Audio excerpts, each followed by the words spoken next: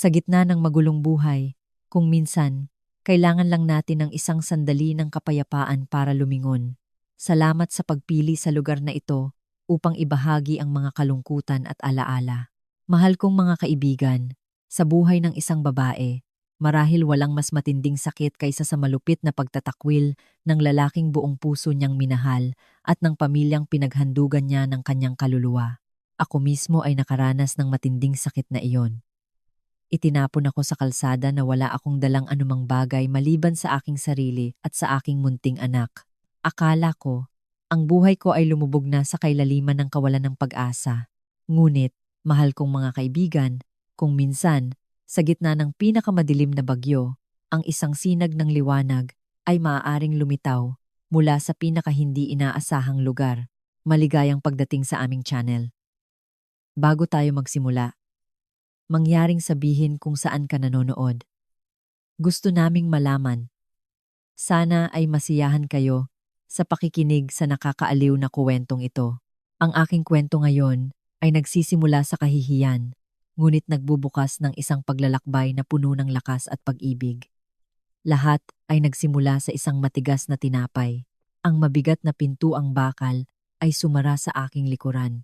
Isang tuyo at walang awa na tunog na parang nagtatapos sa 5 taon ng aking kabataan.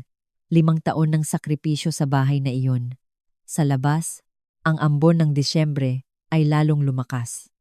Ang malamig na patak ay humahampas sa aking mukha. Humahalo sa mainit na luha na dumadaloy sa aking pisngi. Niyakap ko ang aking sarili. Sinusubukang protektahan ang aking 3 taong gulang na anak, si Alex Gonzaga, mula sa matinding lamig. Ang bata ay yumakap sa aking kandungan. Ang kanyang maliliit na balikat ay nanginginig ng walang tigil. Tumingala siya sa akin na may malalaki at bilog na mga mata na puno ng pagkalito at nagtanong, "Mama, bakit kami pinalayas ni Lola at Papa? Saan na tayo pupunta ngayon?" Natahimik ako. Hindi alam kung ano ang sasabihin sa kanya. Niyakap ko lang siya ng mas mahigpit na may masakit na puso na parang may sumasaksak dito. Ilang oras lamang bago iyon, ako pa rin ang asawa ni Daniel Padilla, ang manugang ng mayayamang pamilyang ito. Ngunit ngayon, ako ay isang bigong babae lamang, pinalayas sa kanyang tahanan nang walang isang kusing sa bulsa. "Pirmahan mo na ito," sigaw ng aking biyenan, si Catherine Bernardo, sabay hagis ng mga papeles ng diborsyo sa mesa na may boses na puno ng galit. Ang anak kong si Daniel ay magpapakasal muli. Si Andrea Brillantes ay maganda at mula sa isang magandang pamilya, hindi isang probinsyana na walang ama o ina na tulad mo. Hindi ka karapat-dapat manatili sa bahay na ito. Tumingin ako kay Daniel, ang lalaking buong puso kong minahal. Umaasa na makakita sa kanya ng proteksyon, ngunit nakayuko lang siya. Tama ang aking ina, Mimi Yuu. Hindi na tayo magkatugma. Pirmahan mo na. Huwag mo nang pahirapan pa ang sitwasyon. Inagaw nila sa akin ang lahat. Ang bahay, ang kotse, lahat ng ari-arian ay nakapangalan kay Daniel. Pinilit nila akong umalis nang walang dalang anuman. At ang mas masakit, gusto nilang agawin ang kustudiya ni Alex. Ngunit iyon lamang ang hindi ko matanggap. Pagkatapos ng ilang araw ng pagtatalo, sa wakas ay pinahintulutan nila akong manatili sa aking anak sa kondisyon na mawawala ako sa kanilang buhay magpakailanman. At kaya, sa isang mahangin at maulang hapon, ako at ang aking anak ay pinalayas sa aming sariling tahanan. Ang pagkalansing ng pintuang bakal ay muling narinig habang bumubukas ito. Nagulat ako at niyakap ko ng mahigpit ang aking anak at umatras ng isang hakbang sa takot na lalabas sila upang ipahiya kami muli. Ngunit hindi, ang lumabas ay ang aking biyenan. Si Dingdong Dantes ay isang lalaking mukhang pinahirapan at kakaunti ang salita. Sa loob ng 5 taon na naging manugang niya ako, halos wala siyang boses sa bahay. Lahat ay desisyon ni Catherine. Mahal na mahal niya ako at ang kanyang apo. Ngunit dahil sa kanyang medyo mahina ang pagkatao at ang kanyang takot sa kanyang asawa, hindi siya naglakas loob na ipagtanggol kami ng hayagan. Nanonood lang siya ng tahimik, palihim na nagbibigay sa akin ng ilang lukot na pera at humihiling sa akin na bilhan ng gatas ang bata. Nang makita niya kami na nakayuko sa ulan, ang kanyang mukha na may malalim na mga kunot ay lalong dumilim. Hindi siya naglakas loob na tingnan ako sa mata at mabilis na naglagay ng kung ano sa aking kamay. Ito ay isang matigas na tinapay, marahil mga tira mula sa almusal. Ang kanyang malalim na boses ay humalo sa pagaspas ng hangin. Kunin mo ito. Huwag mong hayaang magutom ang aking apo. Pagkatapos nitong sabihin, mabilis siyang lumingon at isinara ang pintuan, na parang natatakot na makita siya ng kanyang asawa o anak. Nandoon ako na hawak ang matigas na tinapay, isang pakiramdam ng kahihiyan at matinding kapaitan ang bumalot sa akin. 5 taon bilang manugang ay isinakripisyo ko ang aking magandang karera. Ginugol ko ang lahat ng aking ipon upang tulungan ang aking asawa sa kanyang negosyo. Pinangalagaan ko ang pamilyang ito ng buong puso at sa huli, nang ako ay pinalayas, ang tanging natanggap ko ay isang piraso ng tirang tinapay, isang limos na puno ng awa. Ngunit nang makita ko ang aking anak na nanginginig sa lamig at gutom, na may maliliit na labi na kulay ube, pinunasan ko ang aking mga luha. Ano ang halaga ng aking pagmamataas sa sandaling iyon kumpara sa gutom ng aking anak? Dinala ko siya sa silong ng isang kalapit na tindahan na sarado na upang protektahan kami mula sa ulan. Huwag kang mag-alala, Alex. Kumain ka ng kaunti para mainitan. Umupo ako at niyakap siya. Sinusubukang protektahan siya mula sa hangin gamit ang aking sariling katawan. Hinati ko ang tinapay sa 2 na may layuning ibigay ang mas malaking piraso. Ngunit, mga kaibigan, sa sandaling iyon ay natigilan ako, ganap na naparalisa. Ang tinapay ay hindi solido. Mayroong matalino na nag-alis ng laman sa loob, at sa loob nito ay walang palaman o mantikilya, kundi isang bagay na matigas at malamig, maingat na nakabalot sa isang lumang pahina ng pahayagan at isang maliit na plastic bag. Parang tumigil ang aking puso. Nanginginig, dahan-dahan kong inilabas ang bagay na iyon. Sa loob ng pahayagan ay mayroong isang bagong-bagong susi ng bahay at isang bigkis ng pera na nakakabit sa isang goma. Mabilis kong itinago ang pera sa bulsa ng aking abrigo at maingat na binuklat ang papel ng pahayagan. Ito ay isang piraso ng papel na mabilis na kinutkot mula sa isang kuwaderno. Doon ay may isang linya ng teksto na isinulat na may buhol-buhol at nanginginig na sulat ang pamilyar na kaligrapya ng aking biyenan. Callejon de los Geranios. Numero 7. Pumunta ka doon. Huwag mong sabihin sa kahit sino. Nandoon ako na nakaupo, nakapako sa ilalim ng malamig na silong, hawak ang susi at ang piraso ng papel. Patuloy na bumubuhos ang ulan sa labas, ngunit sa loob ko ay nagaganap ang isang mas malaking bagyo. Ano ang ibig sabihin ng lahat ng ito? Bakit ginawa ito ng aking biyenan? Anong bahay iyon? Ang takot, pagkalito, at isang marupok na sinag ng pag-asa ay nagsimulang gumapang sa aking isip. Tumingin muli ako sa tinapay na hawak ko. Hindi na ito isang simbolo ng kahihiyan. Ito ay naging isang pampang, isang misteryosong pinto, nakakabukas lang sa harap ng aking anak at sa akin. Hindi ko alam kung ano ang nasa likod ng pinto na iyon, kung ito ay isang tapat na tulong o isa pang bitag. Ngunit sa aking sitwasyon ay wala akong ibang pagpipilian.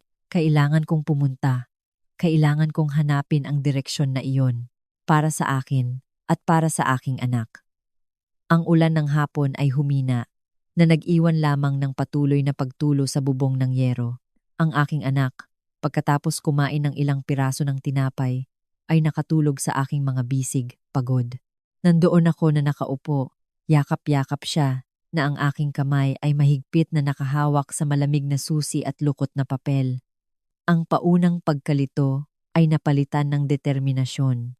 Bagaman hindi ko alam kung ano ang naghihintay sa akin, ito lamang ang pag-asa para sa amin. Hindi ako maaaring manatili doon magpakailanman.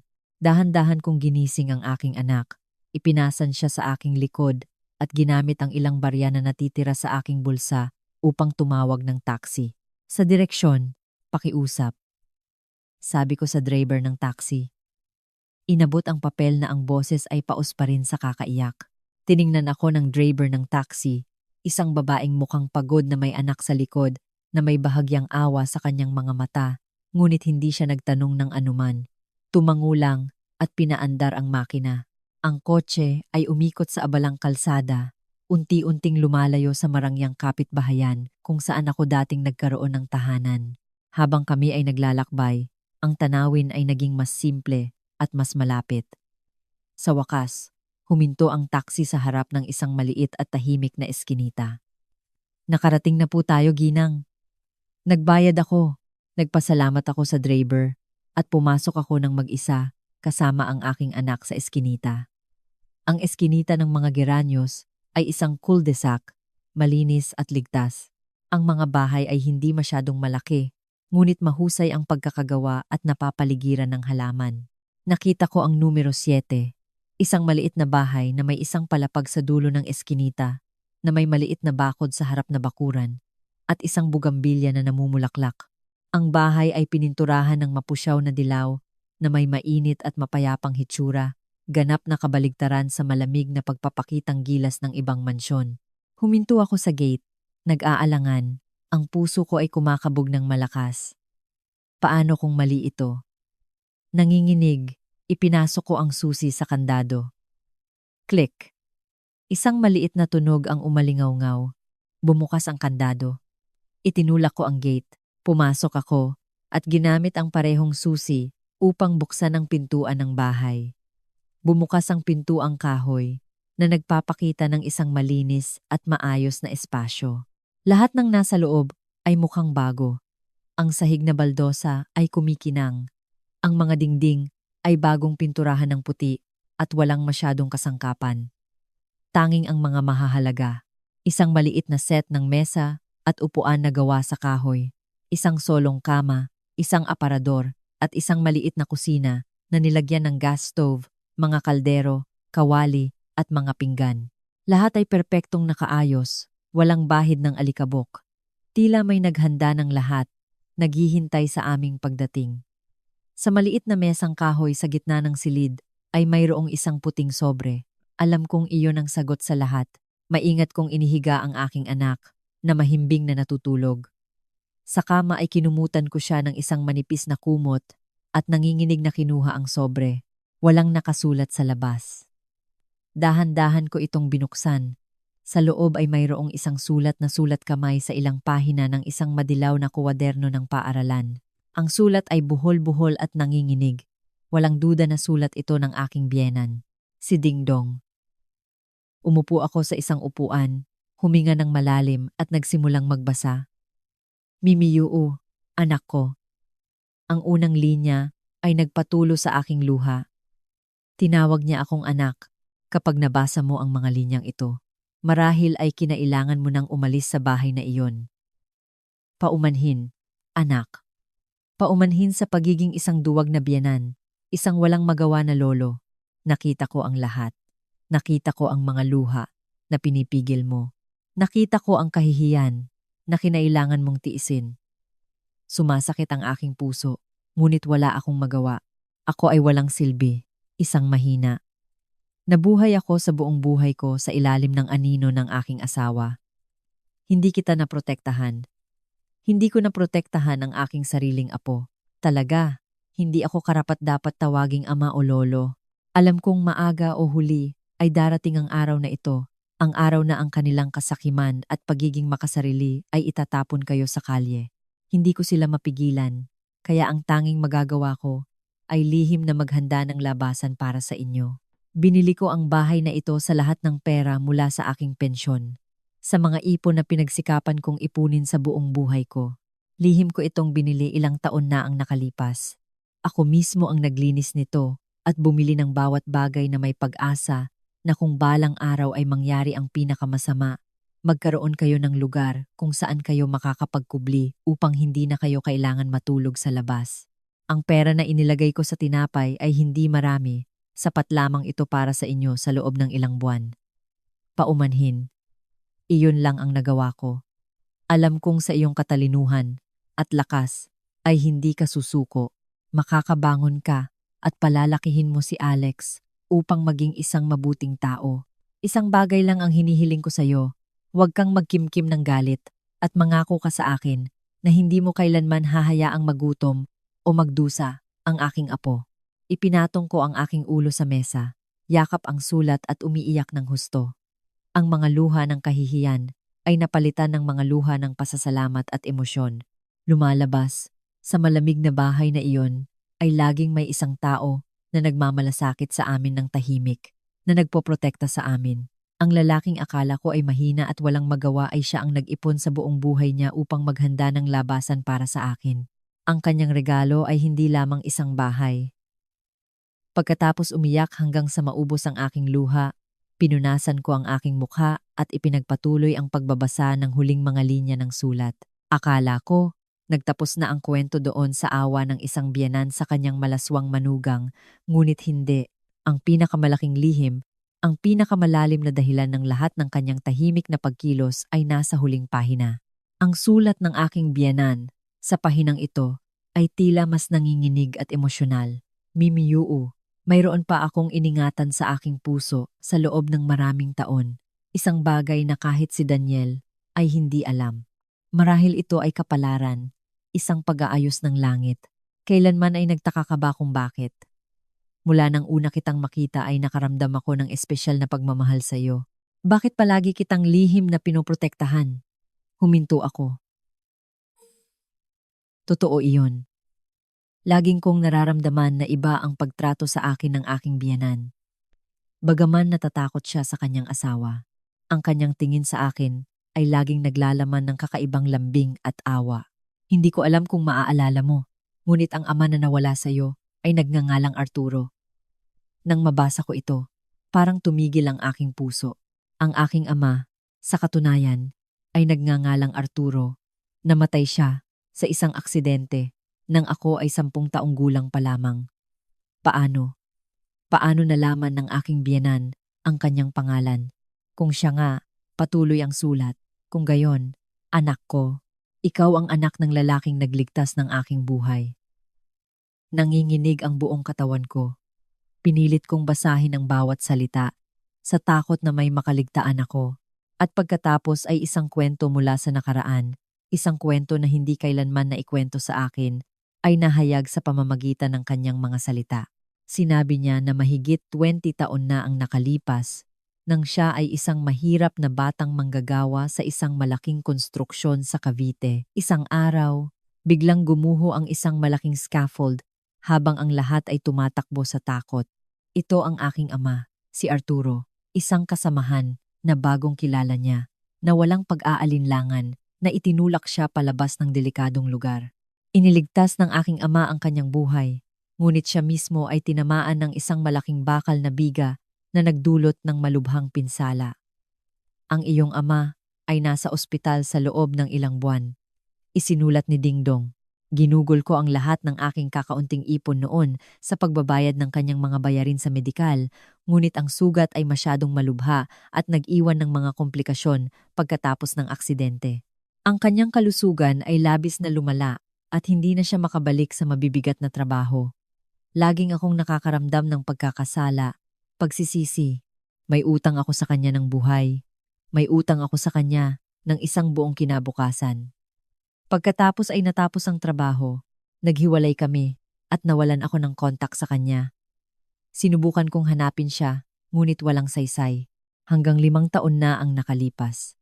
Nang dinala ka ni Daniel sa bahay upang ipakilala, sa sandaling nakita kita, nakita ko ang iyong mga mata at ang iyong ngiti na napakapamilyar sa aking matandang kaibigan. May kutob ako at nang sabihin mo sa akin ang pangalan ng iyong ama, alam kong binigyan ako ng langit ng pagkakataon na bayaran ang lumang utang na iyon. Hindi ko ito sinabi sa kahit sino dahil ayoko na maramdaman mong hindi komportable. Ayoko na isipin mo na tinanggap ka lang dahil sa pasasalamat. Talaga, itinuring kitang sarili kong anak, Mimi Yuu. Ang utang ng nakaraan, hindi ko ito mababayaran sa buong buhay. At ako, isang walang silbi, ay hindi na protektahan ang kanyang anak mula sa kawalan ng katarungan at kahihiyan. Ako ay isang bigo. Ang bahay na ito, ang kaunting pera na ito, mangyaring, ituring mo ito bilang isang maliit na tanda ng aking puso. Isang pagtatangka na bayaran ka at bayaran ang isang bahagi ng aking utang sa aking yumaong kaibigan. Mangyaring, tanggapin mo ito. Huwag itong tanggihan para ang konsensiya ng may utang na ito ay makahanap ng kapayapaan. Nagtapos doon ang sulat. Nandoon ako na nakaupo sa upuan na ang mukha ay nakasubsob sa aking mga kamay. Ang aking mundo ay muling nabaliktad. Ngunit sa pagkakataong ito ay hindi ito pagguho ng isang trahedya, kundi ang paghahayag ng isang pasasalamat na napakalalim na hindi ka panipaniwala. Kaya iyon pala. Sa likod ng kanyang tahimik na tulong ay may mahabang kasaysayan, isang utang ng karangalan mula sa nakaraan. Hindi lamang niya ako mahal dahil ako ang kanyang manugang. Mahal niya ako dahil nakita niya sa akin ang imahe ng kaibigan na nagpakasakit upang iligtas siya.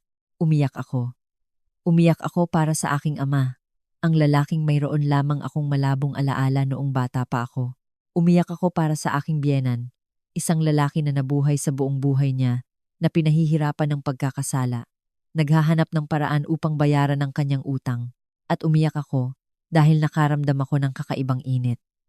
Sa sandaling tinalikuran ako ng buong mundo, alam kong hindi ako nag-iisa. Nasa akin ang pagmamahal ng aking ama na nagmamasid mula sa langit, at ang tahimik na proteksyon ng biyenan na ito na puno ng pasasalamat at pagmamahal. Tumingin ako sa aking anak, na mahimbing na natutulog sa kama. Alam kong kailangan kong magpatuloy. Kailangan kong mamuhay ng maayos, hindi lamang para sa akin, kundi para maging karapat-dapat sa sakripisyo ng dalawang dakilang ama sa aking buhay. Ang sulat ng aking biyenan ay nagbigay sa akin ng napakalaking emosyonal na suporta. Tinulungan ako nitong maunawaan na hindi ako nag-iisa sa mundong ito, ngunit ang espiritual na ginhawa ay hindi makakapag-ayos sa lumalalang kahirapan ng realidad. Ang maliit na bahay na iniwan sa akin ni Dingdong ay, walang duda, isang napakahalagang regalo. Nagbigay ito sa amin ng tirahan, isang ligtas na lugar na babalikan. Ngunit upang mabuhay sa napakamahal na lungsod na ito, hindi sapat ang tirahan. Ang perang inilagay niya sa tinapay, pagkatapos bilangin, ay umabot sa ilang libong peso. Para sa isang retirado na umaasa sa kanyang asawa, malamang na iyon na ang lahat ng naipon niya ng palihim. Lubos akong nagpapasalamat sa kanya, ngunit alam ko rin na ang maliit na halaga na iyon ay isang patak lamang sa karagatan. Sapat lamang ito upang bayaran ang pagkain at mga bayarin sa loob ng 1 o 2 buwan. At pagkatapos, hindi ako maaaring manatili na nakatungangan na naghihintay ng isa pang himala. Kailangan kong bumangon sa aking sarili, hanapin ang aking sariling landas. Hindi na ako ang batang estudyante ng vocational course. Pagkatapos ng mga taon bilang asawa at ina, nakalimutan ko na ang lahat ng kaalaman na natutunan ko. Hindi na napapanahon ang aking mga diploma para sa mga employer. Ako ay isang 30 taong gulang na babae lamang, walang kamakailang karanasan sa trabaho, at may maliit na anak na inaalagaan. Sinubukan kong maghanap ng trabaho sa iba't ibang kumpanya, ngunit palagi akong tinatanggihan ng maayos. Ang iyong resume ay napakaganda. Tatawagan ka na namin. Alam ko na ang linyang iyon. Alam kong ang tatawagan ka na namin ay nangangahulugang hindi kailanman. Nagsimulang lumukob sa akin ang kawalan ng pag-asa. Kung minsan sa gabi, pagkatapos matulog ang aking anak, umuupo ako ng mag-isa sa tahimik na bahay at muling dumadaloy ang luha. Sobrang pakiramdam ko ay walang silbi ako. Naaalala ko ang mga araw sa mansyon na iyon. Bagaman nilalait at hinahamak nila ako, hindi ko man lang kailangang mag-alala tungkol sa pagkain araw-araw. Ngunit pagkatapos, ang imahe ng aking anak na natutulog, ang kanyang inosente at dalisay na mukha ay nagpapabangon sa akin mula sa hukay ng kahinaan. Hindi ako maaaring sumuko. Kung ako ay bumagsak, ano ang mangyayari sa aking anak? Kailangan kong mabuhay. Kailangan kong lumaban para sa kanya. Pinunasan ko ang aking luha at nagpasya na kung hindi ko magagawa ang malalaking bagay, magsisimula ako sa pinakamaliit. Kung walang kukuha sa akin, kukunin ko ang aking sarili. Sinimulan ko ang aking paglalakbay sa kaligtasan sa isang trabaho na marahil ay hindi maiisip ng sinuman. Paghuhugas ng pinggan. Sa simula mismo ng aking eskinita ay mayroong isang napakasikip na tapas bar. Araw-araw, habang dumadaan, nakikita ko silang puno ng bundok ng maruruming pinggan. Pinagsama ko ang lahat ng aking lakas ng loob at pumasok upang kausapin ang may-ari. Excuse me, kailangan niyo po ba ng maghuhugas ng pinggan? Ang may-ari, isang babaeng nasa katanghaliang gulang at mukhang kaaya-aya, ay tiningnan ako mula ulo hanggang paa na may bahagyang pagtataka. Marahil ay hindi niya inaasahan na ang isang babaeng mukhang bata at malinis na tulad ko ay maghahanap ng isang napakahirap at maruming trabaho. Ngunit sa wakas ay tumango siya. Oo naman, pero napakahirap ng trabaho, alam mo ba? At hindi masyadong malaki ang suweldo. Wala akong pakialam, sabi ko. Masiyahan na ako sa pagkakaroon ng trabaho. At kaya araw-araw, pagkatapos iwan ng aking anak sa isang kalapit na pampublikong daycare, pumupunta ako sa tapas bar. Sumasabak ako sa trabaho mula umaga hanggang hapon. Ang aking mga kamay na sanay lamang sa mga gawain sa bahay. Ngayon ay nagtatagal ng mga oras na nakalubog sa tubig na may sabon at grasa. Ang matataas na tumpok ng maiinit at maruruming pinggan, puno ng tira-tirang pagkain. Sa simula ay nasusuka ako, ngunit nasanay din ako. Nagtatrabaho ako ng masigasig, nang walang anumang reklamo. Ang aking mga kamay ay naging magaspang at matigas sa maikling panahon. Ngunit sa bawat pagkakataon na natatanggap ko ang aking maliit na sweldo sa pagtatapos ng araw, nakakaramdam ako ng hindi mailarawan na kagalakan. Ito ay malinis na pera, kinita ng aking sariling pawis at pagsisikap, ngunit ang pera mula sa paghuhugas ng pinggan ay hindi sapat. Pagkatapos bayaran ang daycare at pagkain, halos wala nang natitira sa akin. Alam kong kailangan kong gumawa ng higit pa.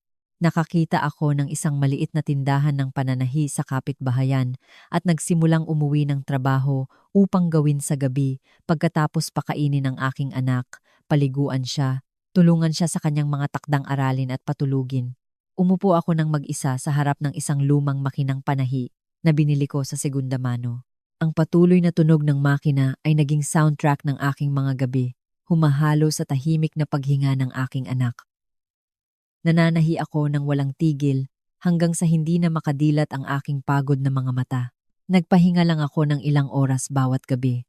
Sa umaga, bago sumikat ang araw, gising na ako upang maghanda ng almusal ng aking anak at magsimula ng isang bagong araw ng pagmamadali. Ang buhay para sa aking anak at para sa akin ay lumipas ng ganito, puno ng hirap at kakulangan, ngunit napakainit. Ang aming maliit na bahay, bagaman walang luho, ay laging malinis, maayos, at puno ng tawanan ng isang bata. Si Alex ay isang napakabait at maunawaing bata. Alam niyang nagsisikap ang kanyang ina, kaya hindi siya kailanman humingi ng anuman. Nag-aaral siya ng mag-isa, nililigpit ang kanyang sariling mga laruan. Kung minsan, ay tumatakbo siya at minamasahe ang aking likod gamit ang kanyang maliliit na kamay. Pagod ka ba, Mama? Hayaan mong masahihin kita. Sa mga sandaling iyon, tila nawawala ang lahat ng aking pagod. Ang aking anak, ang aking pinagmulan ng motibasyon, ang aking tanging dahilan upang mabuhay. Pinutol ko ang lahat ng kontak sa pamilya ng aking dating asawa. Ayoko nang malaman o kailangan pang malaman kung paano sila nabubuhay.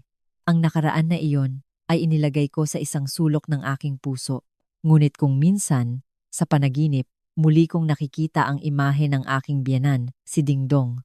Nag-aalala ako para sa kanya. Hindi ko alam kung maayos siya, kung masama ang pagtrato sa kanya ni Catherine at Daniel, ngunit wala akong magawa. Nanalangin lang ako ng tahimik para sa kanyang kapakanan. Akala ko, ang aming mga buhay at ang sa kanila ay dalawang magkaibang linya na hindi na magtatagpo muli. Ngunit nagkamali ako. Ang buhawi ng kapalaran ay muling magbubuklod sa amin sa pinakanakakatawang paraan, habang kami ng aking anak ay nagsisikap na mabuhay sa marangyang mansyon na iyon. Isang bagong buhay ang nagsimula. Mabilis na nagdaos ng isang engrandeng kasal sina Daniel at Andrea.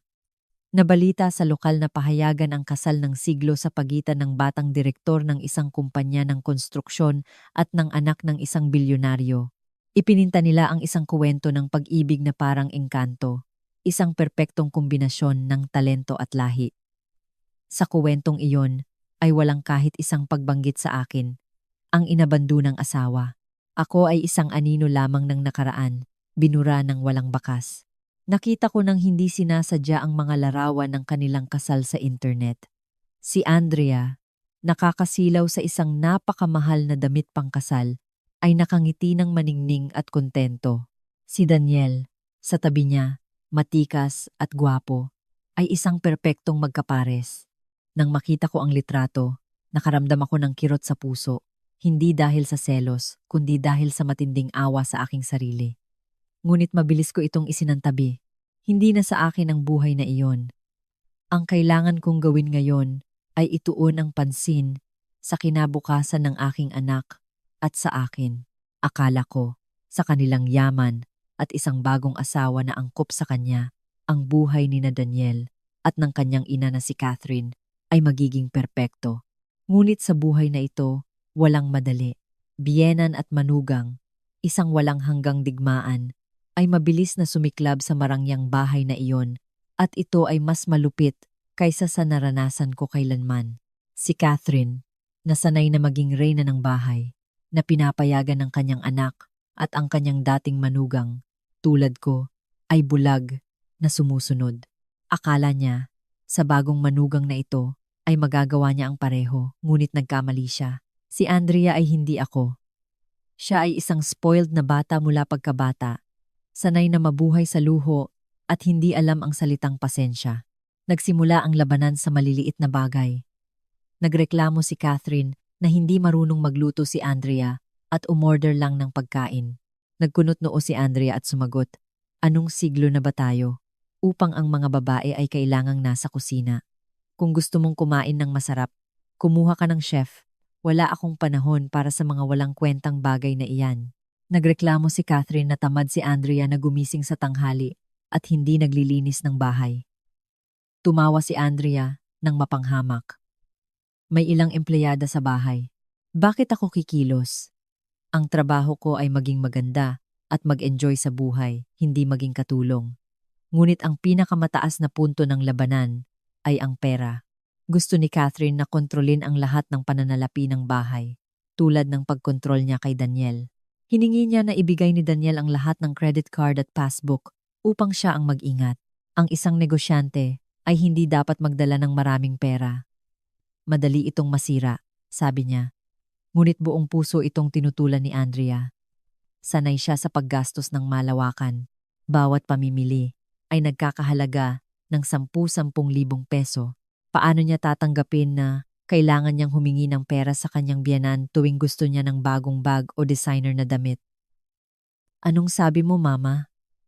Hinarap niya si Catherine. "Pera iyan ng asawa ko. Siya ang kumikita at siya ang may karapatang magpasya. Matanda ka na. Dapat ka nang magpahinga at huwag masyadong makialam sa aming mga bagay." "Ano ang sinabi mo? Naglakas loob kang bastusin ang iyong biyenan?" Nagalit si Catherine. "Ako ang kanyang ina. Sa akin ang bahay na ito." "Sa iyo?" Ngumiti si Andrea nang mapanghamak. "Tingnan mo ang mga titulo. Kanino nakapangalan?" "Nakapangalan kay Daniel, ang asawa ko. Ako ang kanyang legal na asawa. Ako ang may-ari ng bahay na ito. Ikaw, sa totoo lang, ay nakikitira lang sa aming bahay." Ang katotohanan ay nagpahina kay Catherine. Sanay siya sa paggawa ng gusto niya, na sinusunod siya ni Daniel ng walang reklamo.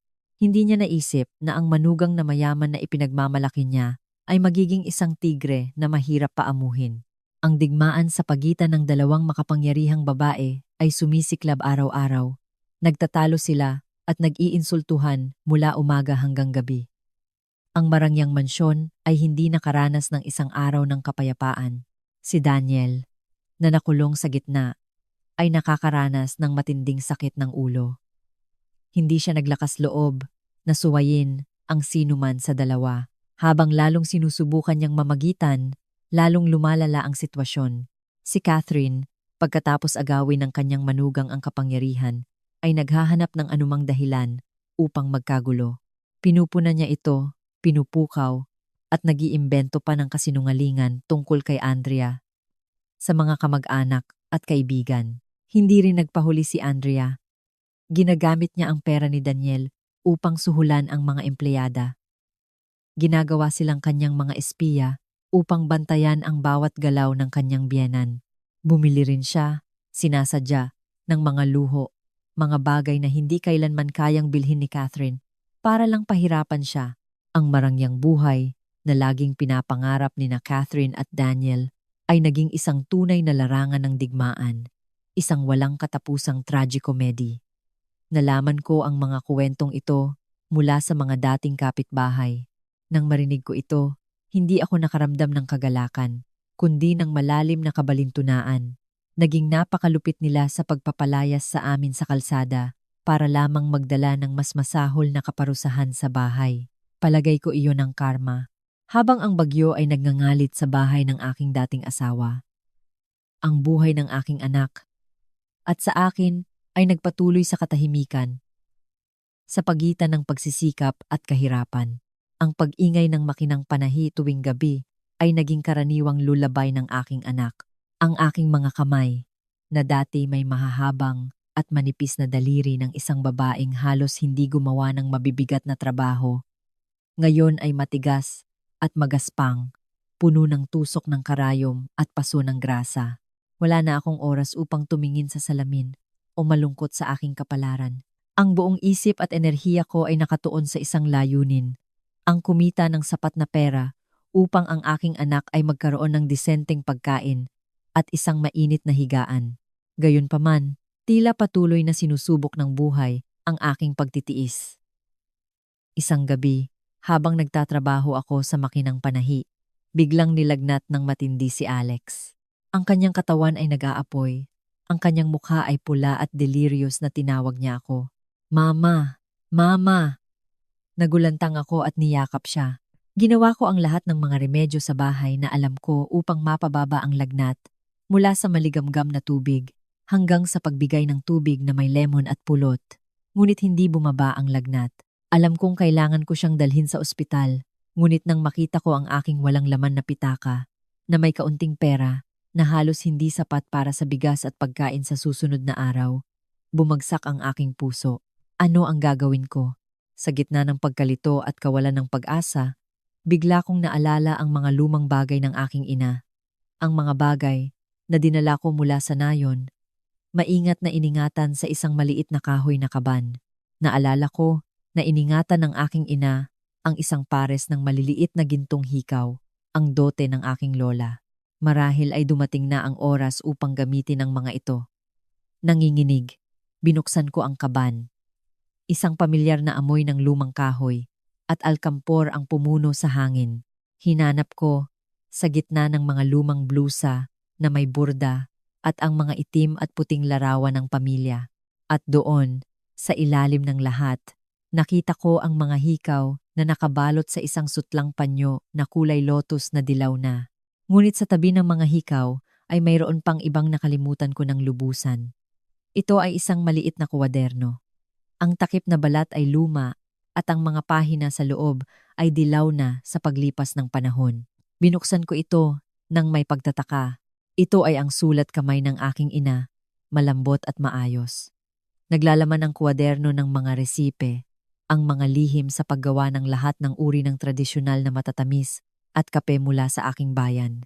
Ang aking ina, noong nabubuhay pa, ay isang babaeng napakahusay.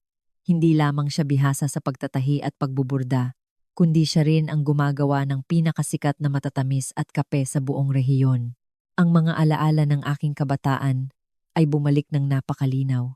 Naalala ko ang mga araw ng pista, nang ang maliit na kusina ng aming bahay ay napupuno ng matamis na amoy ng asukal, luya at almendras. Naalala ko ang imahe ng aking ina na nakaupo sa tabi ng apoy, masigasig na hinahalo ang mga almendras garapinyadas sa isang malaking kawali at ang kanyang mga almendras. Garapinyadas ay isang delicacy na hindi makakalimutan ng sinuman. Hindi ito matigas tulad ng mga nabibili. Ito ay malutong at mabango na may balanse na tamis, natatakpan ng isang manipis na layer ng kumikinang na caramel, ngunit napananatili sa loob ang inihaw at masarap na lasa ng almendra marcona. Sa tuwing ginagawa niya ito, lahat ng kapitbahay ay pumupunta upang humingi ng lasa at pinupuri ang kanyang lasa. Laging sinasabi sa akin ng aking ina na ang sekreto ay nasa pagpili ng mga almendras, ang teknik ng caramelization at, higit sa lahat, sa isang lihim na aroma na nakukuha niya mula sa orange blossom at ilang iba pang halaman sa aming hardin. Ang lahat ng mga lihim na iyon ay nasa kuwadernong ito ngayon. Binuo ko ang mga pahina, binabasa ang bawat linyang isinulat ng aking ina.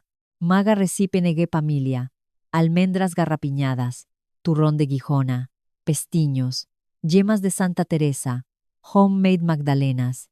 Ang bawat matamis ay nagdulot sa akin ng isang baha ng matatamis na alaala ng isang mahirap na pagkabata, ngunit puno ng init at kaligayahan.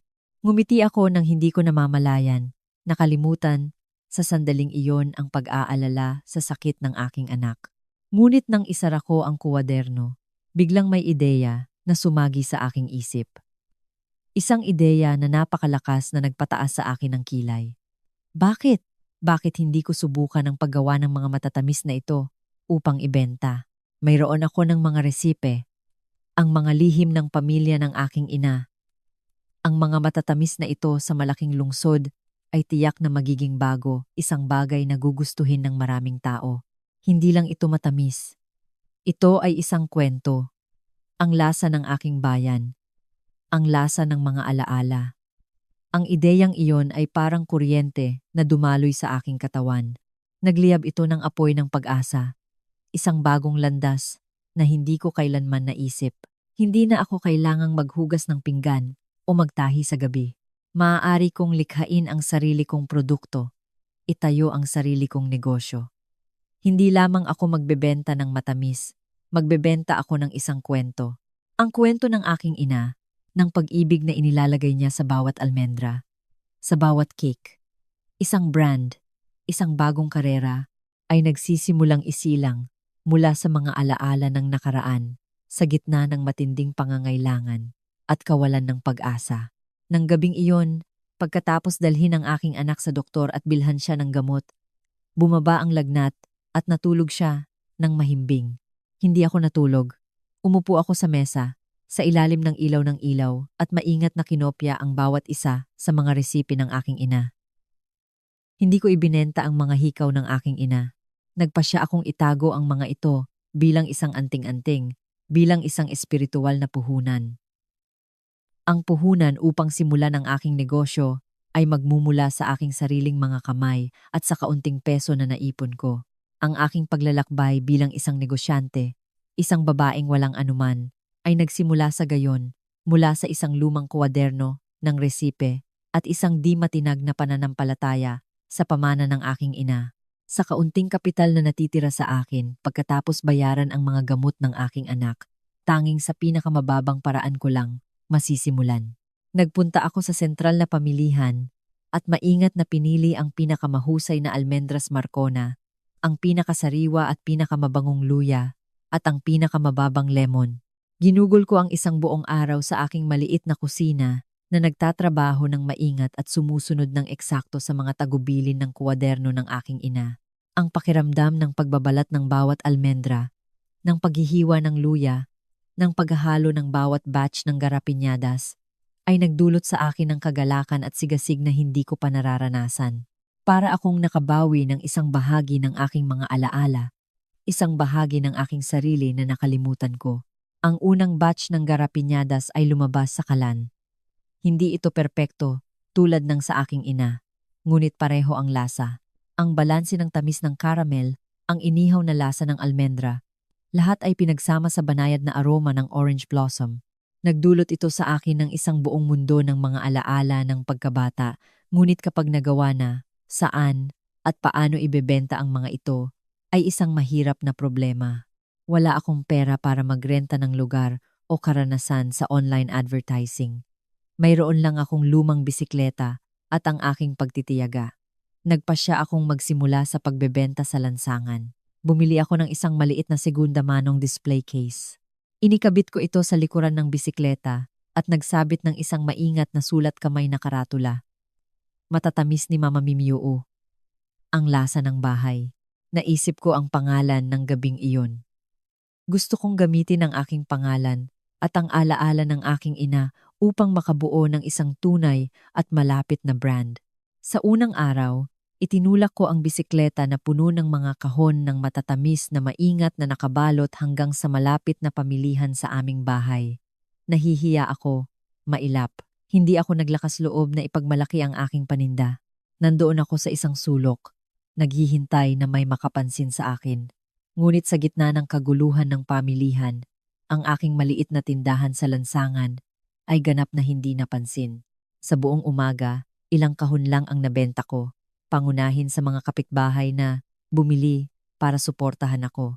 Umikauwi ako na medyo nawawala ng pag-asa, ngunit nang makita ko ang aking anak na naghihintay sa pinto, sinabi ko sa aking sarili na hindi ako maaaring sumuko.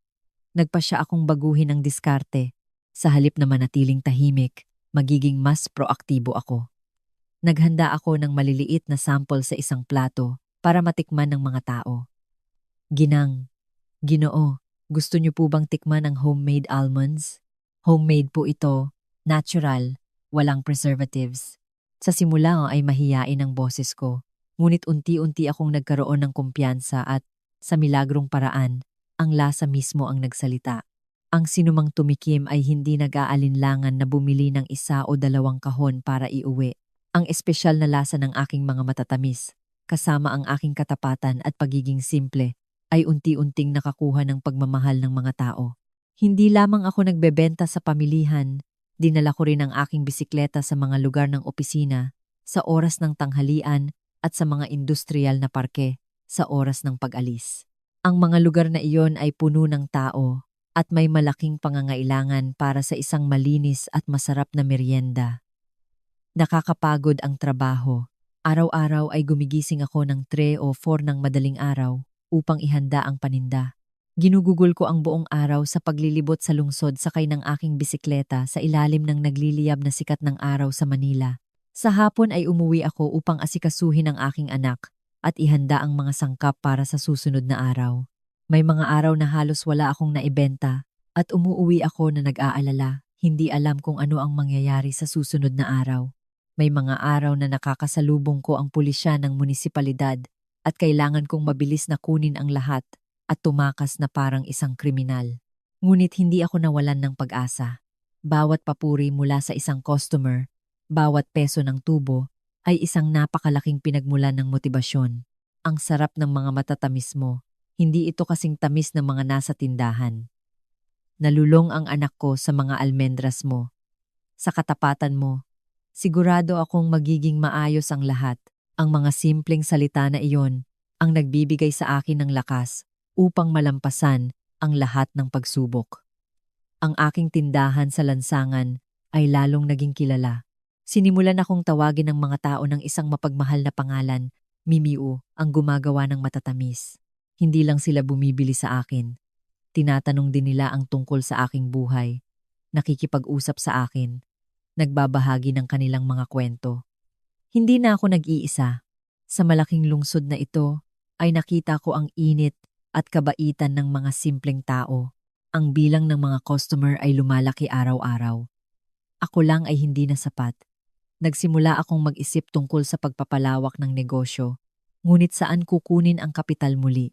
Nahaharap ako sa isang mahirap na problema, ngunit marahil ay tinutulungan ng langit ang tumutulong sa sarili.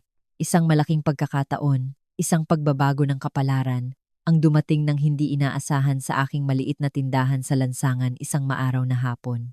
Ang aking buhay, bilang isang nagtitinda sa lansangan, ay dumaan sa ganito, puno ng pagsisikap, ngunit din ng maliliit na kagalakan. Ang kariton ng matatamis ni Mama Mimiu ay naging isang pamilyar na bahagi ng kapitbahayan, isang matamis na kanlungan para sa mga manggagawa pagkatapos ng mahabang araw. Mayroon na akong regular at matatag na mga customer, sapat para sa akin at sa aking anak na magkaroon ng isang simpleng buhay, ngunit nang hindi na kailangang mag-alala tungkol sa bawat pagkain tulad ng dati. Akala ko ay magpapatuloy ako sa ganito, masaya sa aking maliit na kariton, hanggat ang aking anak ay makapag-aaral ng maayos. Ngunit tila may ibang mga plano ang kapalaran para sa akin. Mas malaki. Isang Sabado ng hapon, at ang init sa Manila ay hindi karaniwang matindi. Nandoon ako sa aking karaniwang lugar, malapit sa pasukan ng isang malaking industrial na lugar. Sa oras ng pag-uwi, naglabasan ang mga manggagawa at ang aking tindahan ay puno ng tao. Sa gitna ng kaguluhan, habang nagtitimbang ako ng mga almendras at nagbabalot ng mga pastry para sa mga customer, isang marangyang itim na kotse ang huminto malapit. Bumaba ang bintana at isang babaeng nasa 40s, napakaganda ang suot, ay senyales sa akin upang lumapit. Pakiusap, bigyan mo ako ng kaunti sa bawat isa upang matikman, sabi niya, na may malambot at magalang na boses. Ang aking mga customer ay kadalasan ay mga manggagawa at estudyante. Bihira na ang isang customer na nakasakay sa ganoong marangyang kotse ay huminto. Ngunit mabilis akong bumalik sa pagiging propesyonal at masayang naghanda ng maliit na kahon ng bawat matamis. Hindi siya umalis agad. Umupo siya sa kotse at binuksan ang isang kahon ng almendras garapinyadas upang tikman ang mga ito. Nakita ko siyang ipinikit ang kanyang mga mata sandali, na may ekspresyon ng pagtataka at kagalakan sa kanyang mukha.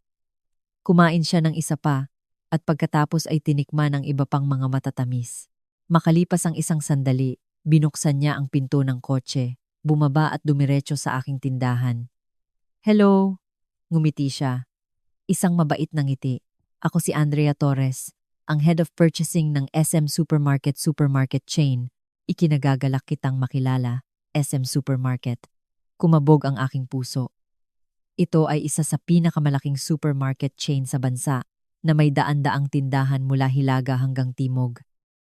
Hello? Ikinagagalak? Ako si Mimi Yuu. Kinakabahan kong sagot. Hindi maitago ang aking pagtataka. "Mimi Yuu," sabi ni Andrea. Tinitingnan ako ng may simpatiya. "Matagal na akong nakakarinig tungkol sa iyong mga matatamis ni Mama Mimi Yuu. Maraming empleyado ng aking kumpanya ang nagrekomenda sa akin. Sabi nila, espesyal daw ang iyong mga matatamis na may kakaibang lasa. Ngayon, habang dumadaan dito, nagkaroon ako ng pagkakataong tikman ng mga ito at masasabi kong mas masarap pa sa aking inaakala. Hindi lang ito masarap. Mayroon itong kwento, isang kaluluwa. Maraming salamat, Mimi Yuu." Namumula ang aking mukha sa tuwa. Diretso na ako sa punto, sabi ni Andrea. Ang kanyang tono ay naging mas propesyonal. Sa SM Supermarket, naghahanap kami ng mga supplier ng dekalidad na lokal na produkto at pinagkakatiwalaan para sa aming bagong linya ng Gourmet Sabor a España store. At naniniwala ako na ang iyong produkto ay perpektong akma sa aming pamantayan. Nanlamig ako. Umingay ang aking mga tainga. Tama ba ang narinig ko? Isang malaking supermarket chain, tulad ng SM Supermarket, gusto akong makipagtulungan sa isang tindahan sa lansangan na tulad ko. Ibig sabihin, gusto kong sabihin na gusto ka naming maging eksklusibong supplier ng tradisyonal na matatamis para sa SM Supermarket chain, sabi ni Andrea ng matigas. Siyempre, bago iyon ay kailangan munang dumaan sa mahigpit na kontrol sa kalidad ang iyong produkto, ngunit sa lasa na ito ay sigurado akong walang magiging problema. Ngunit mayroon lang akong maliit na homemade workshop na uutal kong sabi. Hindi ko kayang gumawa ng kinakailangang dami para sa isang buong supermarket chain. Iyan ang pangalawang punto na gusto kong talakayin, sabi ni Andrea, na parang nauna nang nakita ang aking mga paghihirap. Alam namin na may problema ka sa kapital at sa laki ng produksyon. Kaya, ang SM Supermarket ay may patakaran sa pagsuporta sa mga potensyal na supplier. Maari kaming magbigay sa iyo ng sapat na halaga ng kontrata upang makapagrenta ka ng workshop, makabili ng makina, at makapagpalawak ng produksyon. Bilang kapalit, mangangako kang mag-supply sa amin ng eksklusibo sa loob ng isang tiyak na panahon. Isang napakalaking pagkakataon ang nasa harapan ko. Hindi lang ito order, ito ay isang landas, isang launchpad na makakapagdala sa aking brand na Dulces de Mama Mimi Yuu. Mula sa pagiging maliit na tindahan sa lansangan, patungo sa isang kinikilalang brand sa buong bansa.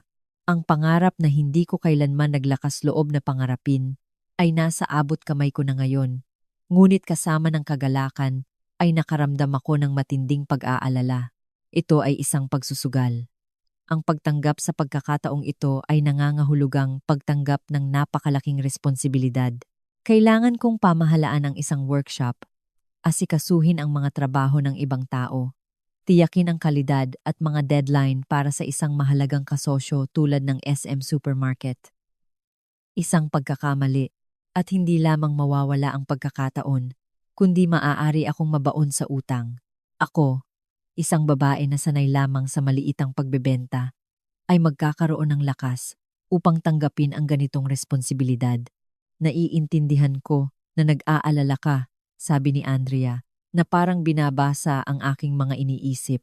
Ito ay isang mahalagang desisyon. Hindi kita pipilitin. Pag-isipan mo itong mabuti.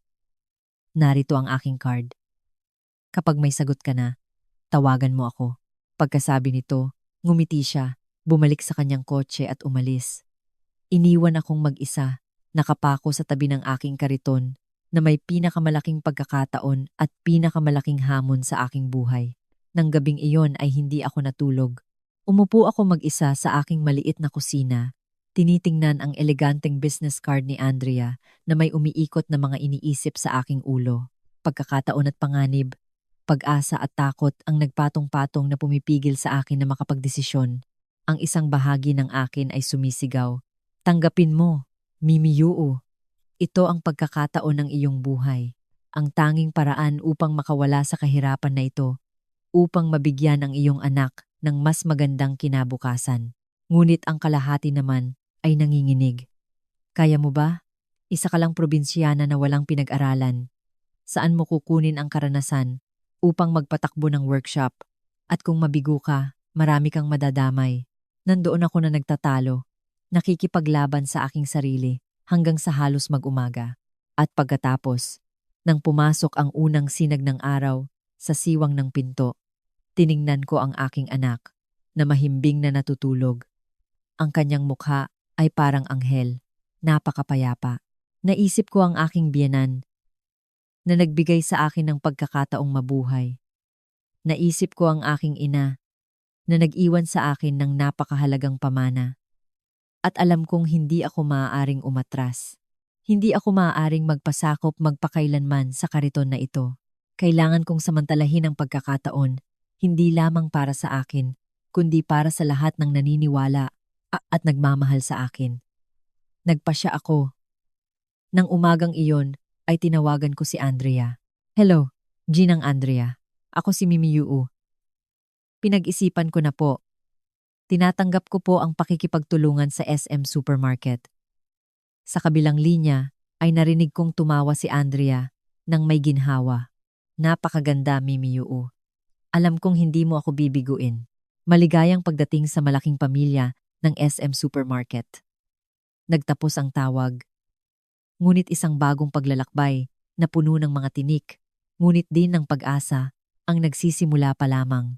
Ang perang inilabas ng SM Supermarket sa akin ay malaking halaga, sapat para sa maraming bagay, ngunit upang makapagtayo ng isang workshop na sumusunod sa mga pamantayan ng kalinisan at kaligtasan sa pagkain, at upang makabili ng modernong makinarya, kulang pa rin ako. Kailangan ko pa ng kapital. Hindi ako nag-atubili na lumapit sa aking mga kaibigan, sa mabait na mga kapitbahay sa aking maliit na eskinita. Hindi sila mayaman, ngunit nasaksihan nila ang buong proseso ng aking pagbangon mula sa unang araw na itinulak ko ang aking kariton sa ilalim ng ulan. Nakita nila ang aking pagsisikap, ang aking pagtitiyaga, at ang pinakamahalaga, ang aking katapatan. Ipinresenta ko sa kanila ang aking plano, ang pagkakataong makipagtulungan sa SM Supermarket at ang mga paghihirap na aking kinakaharap. Huwag kang mag-alala, Mimi Yuu. Sige, sabi ni Zainab Harake, ang may-ari ng sari-sari store sa kanto, ang unang nagsalita. Wala akong masyadong pera, ngunit nagtitiwala ako sa iyo. Pautangin kita ng 5,000 peso ng walang interes. Ako rin. Idinagdag ni Vice Ganda, ang retiradong driver ng taxi. Mayroon akong ilang libong peso na naipon para sa pagtanda. Pautangin din kita. Isipin mo na lang na investment ito sa magiging amo. At kaya, unti-unti, ang bawat isa ay nag-ambag ng kanilang makakaya. 50, 30, kahit ang ilan ay ilang daang peso lamang. Pinagsama nila ang kanilang mga ipon at ibinigay sa akin, hindi lamang bilang pera, kundi bilang tanda ng pananampalataya. Hawak ko ang perang iyon na puno ng pagmamahal ng mga tao na may luha sa aking mga mata. Nangako ako sa aking sarili na hindi ko kailanman ipagkakanulo ang tiwalang iyon. Nang masiguro ang kapital, agad akong nagtrabaho. Nagrenta ako ng isang lumang abandonadong workshop sa labas ng lungsod sa tulong ng ilang kamag-anak na dumating mula sa nayon. Kami mismo ang nag-ayos nito. Pininturahan namin ang mga dingding at nagkabit ng bagong electrical at plumbing system. Nilakad ko ang mga segunda manong makinarya sa merkado upang bilhin ang kinakailangang kagamitan sa pinakamababang presyo at pagkatapos ay dumating ang pinakamahalagang bahagi, ang mga tauhan. Hindi ako naghanap ng mga dalubhasang artesano.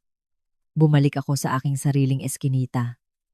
Lumapit ako sa mga babae, sa mga solong ina, sa mga nasa mahihirap na sitwasyon tulad ng sa akin. Mga babae, magbubukas ako ng isang candy workshop.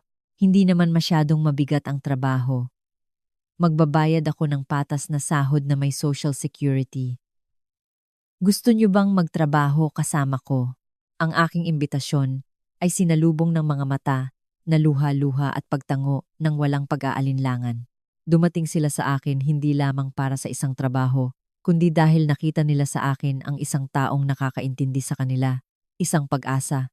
Ang candy workshop ni Mama Mimi Yuu ay nagsimula ng walang malalaking pagdiriwang, kasama lamang ang mga taong nagbabahagi ng parehong sitwasyon at parehong kagustuhang umunlad. Naging isang pamilya kami. Hindi lamang ako nagturo sa kanila kung paano gumawa ng mga matatamis. Ibinahagi ko rin sa kanila ang aking mga karanasan. Hinikayat ko silang malampasan ang kanilang mga paghihirap. Ang aming workshop ay laging puno ng tawanan at pag-uusap. Ang mga unang batch ng matatamis ay ginawa ng maramihan, ngunit pinapanatili ang orihinal na lasa ng artisan at mahigpit na sumusunod sa resipe ng pamilya ng aking ina. Nang araw na ibinalot ang mga unang batch, nilagyan ng tatak na Dulces de Mama Mimiu at dumating ang isang malaking truck ng SM Supermarket upang kolektahin ang mga ito. Niyakap namin ang isa't isa at umiyak. Ito ay mga luha ng kaligayahan, ng pagmamalaki. Mula sa isang tindahan sa lansangan, mayroon na kaming workshop. Mula sa isang babaeng pinalayas, nang walang dala, ay naging isang negosyante ako na nagbibigay ng trabaho at pag-asa sa maraming iba pang babae. Ang aking paglalakbay sa pagbangon ay pumasok sa isang bagong yugto.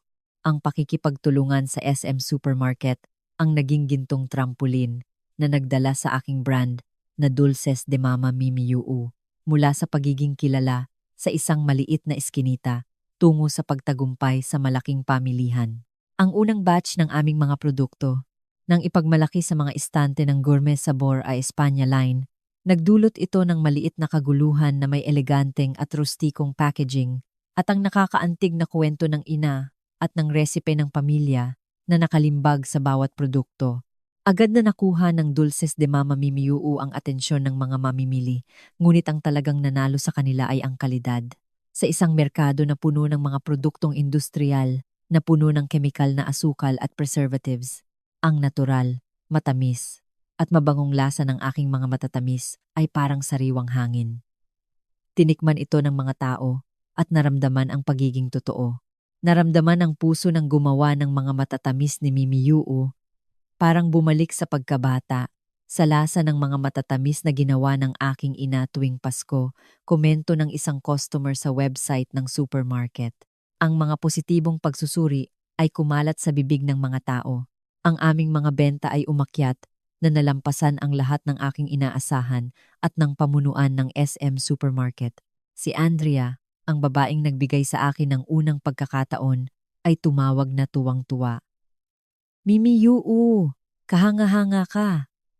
Ang iyong produkto ay isa sa mga pinakamabenta sa buong chain. Alam ko, hindi ako nagkamali sa iyo. Ang paunang tagumpay ay nagbigay sa akin ng napakalaking tulong. Hindi ako natulog sa aking mga laurel. Alam kong upang makarating sa malayo, kailangan kong magpatuloy sa pagsisikap, magpatuloy sa pagpapabuti, Ginagamit ko ang mga kita upang muling mamuhunan sa pagpapalawak ng workshop, pagmodernisa ng makinarya, at higit sa lahat sa pananaliksik at pagbuo ng mga bagong produkto. Ang kuwaderno ng aking ina ay hindi lamang naglalaman ng mga resip ng matatamis, ito ay isang tunay na kayamanan ng gastronomy ng aking bayan. Kasama ang mga manggagawa na mga babae rin na may mahusay na kakayahan sa pagluluto.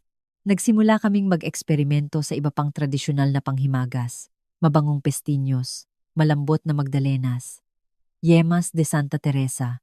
Ang bawat bagong produkto na inilulunsad namin ay maingat na inaalagaan mula sa pagpili ng mga sangkap hanggang sa pagbalot upang mapanatili ang tradisyonal na lasa at matiyak ang kaligtasan ng pagkain. Patuloy na mainit na tinanggap ang mga bagong produkto ng Dulces de Mama Mimi Uu. Ang aking brand ay hindi na lamang iniuugnay sa garapinyadas na almendras, kundi naging simbolo ng dekalidad na homemade pastry. Nagpatuloy ang tagumpay mula sa pagiging eksklusibong supplier ng SM Supermarket. Nagsimula na rin akong makipag-ugnayan sa ibang mga supermarket chain at mga tindahan ng delicatessen upang makipagtulungan. Ang aking workshop ay lalong lumawak at dumami ang bilang ng mga empleyado. Nakalikha ako ng matatag na trabaho para sa 12 dosenang at pagkatapos ay daan-daang babae sa mahihirap na sitwasyon sa lugar. Hindi na sila mga empleyado, sila ay aking mga kasamahan, aking mga kapatid. Nagtatrabaho kami ng magkasama, nagbabahagi ng mga kagalakan at kalungkutan sa buhay. Ang candy workshop ni Mama Mimi Uu ay naging isang karaniwang tahanan, isang kanlungan para sa maraming sirang buhay. Isa pang malaking milestone ang dumating nang bisitahin ng isang delegasyon ng mga negosyante mula sa Germany sa isang market prospecting trip sa Spain, ang isa sa mga tindahan ng SM Supermarket at tinikman ang aking mga produkto.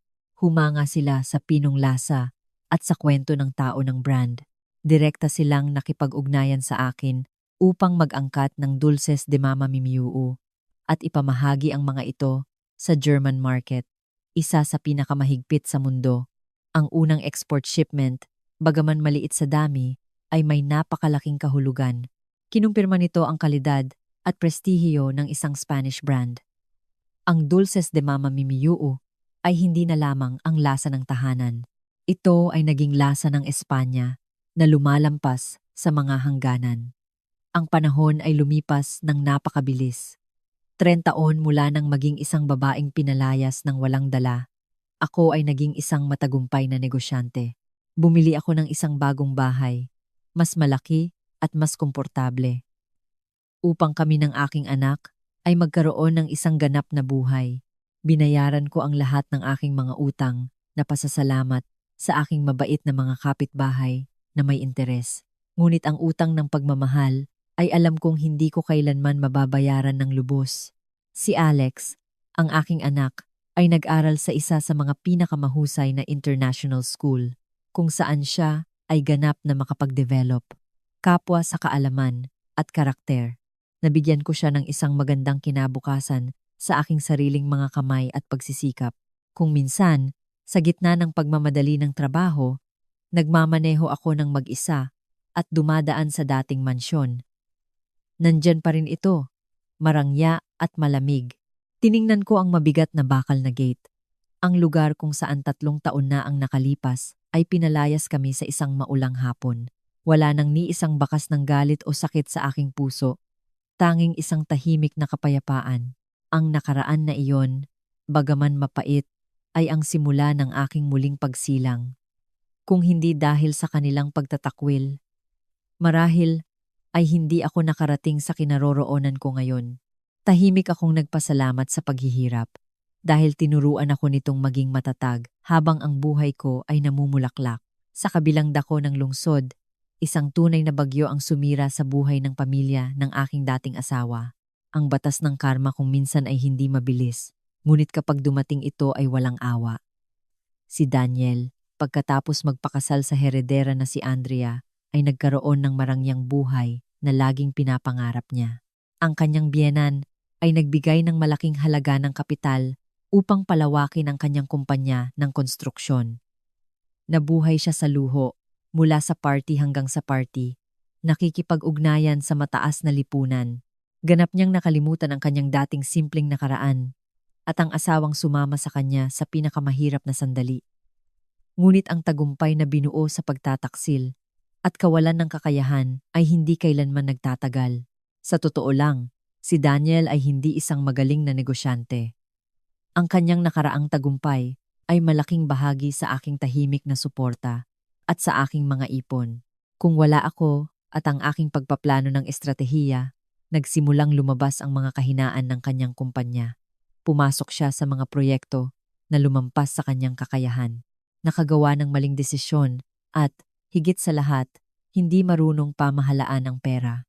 Si Andrea, ang kanyang asawang heredera, ay marunong lang gumastos, hindi kumita. Itinuring niya ang kumpanya ng kanyang asawa bilang isang walang katapusang minahan ng ginto. Nag-aksaya ng pera sa mga luho at mga kakaibang biyahe. Ang kapital ng kanyang biyenan ay naubos sa maikling panahon. Ang mga proyekto ay natigil, ang mga utang ay naipon. Nawala ang marangyang anyo ni Daniel. Naging magagalitin siya. Madalas siyang uminom at kadalasang umuuwi at nagagalit sa kanyang asawa. Hindi rin nagpahuli si Andrea. Nagsimula siyang punahin ito. Upang libakin ang kanyang kawalan ng kakayahan, hindi ako makapaniwala na ganoon kawalang silbi. Nasaan ang lahat ng pera ng aking ama? Ang maiinit na pagtatalo ay nangyari araw-araw, na nagpapalit sa kanilang mansyon sa isang larangan ng digmaan. Ngunit ang naghasik ng hangin at umani ng pinakamalaking bagyo ay ang aking dating biyenan, si Catherine. Pagkatapos magpakasal ang kanyang anak sa isang mayamang heredera, lalo siyang naging mayabang at sakim. Hindi na siya nasisiyahan sa maliit na allowance na ibinibigay ng kanyang anak. Gusto niya ng higit pa. Gusto niyang magkaroon ng sariling karera upang maipagmalaki sa iba. Sa kanyang naipon sa buong buhay at isang malaking halaga na nakuha niya kay Daniel pagkatapos ibenta ang dating bahay ng pamilya, sinunod niya ang payo ng kanyang mga kaibigan at pumasok sa pamumuhunan sa pananalapi. Ngunit dahil sa kanyang kakulangan ng kaalaman at labis na kasakiman, mabilis siyang nahulog sa bitag ng isang pyramid scheme. Ipininta nila sa kanya ang isang senaryo ng mabilis na pagyaman na may astronomical na kita. Bulag siyang namuhunan ng lahat ng kanyang pera at humiram pa sa mga kamag-anak at kapitbahay upang magdagdag ng pamumuhunan. At isang magandang araw ay gumuho ang sistema. Tumakas ang mga manloloko kasama ang lahat ng pera. Nawala ang lahat ni Catherine. Hindi lamang ang kanyang ipon, kundi nagkaroon pa siya ng malaking utang. Ganap siyang nalubog. Mula sa pagiging isang elegante at mapagmataas na babae, naging isang may utang siya na nilalait ng mga tao sa lansangan. Araw-araw siyang pumupunta upang makita ang kanyang anak, upang humingi ng tulong. Ngunit si Daniel, na nasa gulo rin, saan niya kukunin ang pera upang tulungan siya? Ikaw ang naghanap nito. Ikaw ang gumawa ng solusyon. Sigaw niya sa kanyang ina. Sapat na ang aking sariling problema. Ang banal na ugnayan ng magulang-anak ay nasira sa ilalim ng presyon ng pera. Si Catherine, desperado, ay pumunta sa bahay ng kanyang bagong manugang upang magmakaawa. Ngunit tumawa lamang si Andrea nang may paghamak. Walang kinalaman sa akin ang iyong problema. Huwag ka nang dumating upang guluhin ako. Aksaya lang ng oras. Tinanggihan ng kanyang anak, hinamak ng kanyang manugang, si Catherine ay nahulog sa isang bangin. Nagsimula siyang gumala sa mga lansangan, bumubulong ng mga walang kabuluhang bagay na parang baliw. Ang imahe ng mayabang at mapagmataas na ginang Catherine ay nawala, nag-iwan lamang ng isang kaawa-awang matandang babae, sinira ng kanyang sariling kasakiman. Hindi huminto ang bagyo. Ang kumpanya ni Daniel sa wakas ay hindi na nakatiis. Kinailangan nitong ideklara ang pagkabangkarote. Kinuha ng bangko ang mansyon. Si Andrea, nang makita niyang lumulubog na talaga ang barko, ay hindi nag-atubili at humiling ng diborsyo. Hindi lamang siya nagdiborsyo, kundi ginamit din niya ang relasyon ng kanyang pamilya upang mabawi ang lahat ng natitirang ari-arian na iniiwan si Daniel sa kalsada na wala siyang dala, tulad ng ginawa niya sa akin. Isang makatang katarungan na lubhang nakakatawa. Ang kanyang pamilya, pagkatapos ng 3 taon ng pagtangkilik sa kayamanan na binuo sa pagtataksil, ay nabuwag. Bumalik sa simula na may mga utang at matinding kahihiyan. Ang kawalan ng kakayahan ni Daniel at ang pag-aaksaya ni Andrea sa wakas ay nagdulot ng masamang bunga.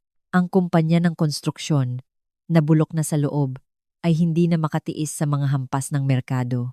Ang mga proyekto ay natigil. Ang mga utang sa mga manggagawa at supplier ay naipon.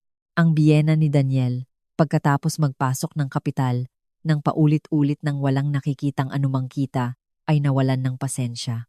Pinutol niya ang lahat ng tulong. Iniwan ang kanyang talentadong manugang na umayo sa sarili. Ito ang nag-umapaw sa salop. Ang araw na ideklara ang kumpanya na bangkarote ay ang parehong araw na pinirmahan ni Andrea ang mga papeles ng diborsyo. Mabilis at malupit siyang kumilos, nang walang bakas ng pagdududa o pagmamahal. Hindi lamang siya umalis. Sa suporta ng kanyang pamilya at isang pangkat ng mga abogado ng nangungunang antas, ginamit niya ang mga probisyon ng prenuptial agreement na bulag na pinirmahan ni Daniel sa simula upang hatiin ang mga ari-arian. Lahat ng natitira, mula sa marangyang kotse at mga designer item hanggang sa kaunting pera sa bank account ay legal na kinumpis niya. Kiniskis niya ito hanggang sa huling patak at pagkatapos ay umalis na parang walang nangyari. "Huwag mo akong sisihin," sabi niya kay Daniel sa kanilang huling pagkikita. "Dahil sa iyong kawalan ng kakayahan, sa hindi mo pagkaalam kung paano ingatan ang iyong ari-arian, ako ay isang babae. Kailangan ko ng matatag na suporta, hindi isang pasanin. Swertehin ka." Ang kanyang malamig at praktikal na mga salita ay parang huling saksak sa durog na puso ni Daniel. Nawala na ang lahat sa kanya. Ang kanyang karera, ang kanyang pera, ang kanyang pamilya, at ang babaeng pinag-iwanan niya sa kanyang asawa at anak. Nahulog siya sa parehong bitag na inihanda niya. Ngunit hindi doon nagtapos ang trahedya.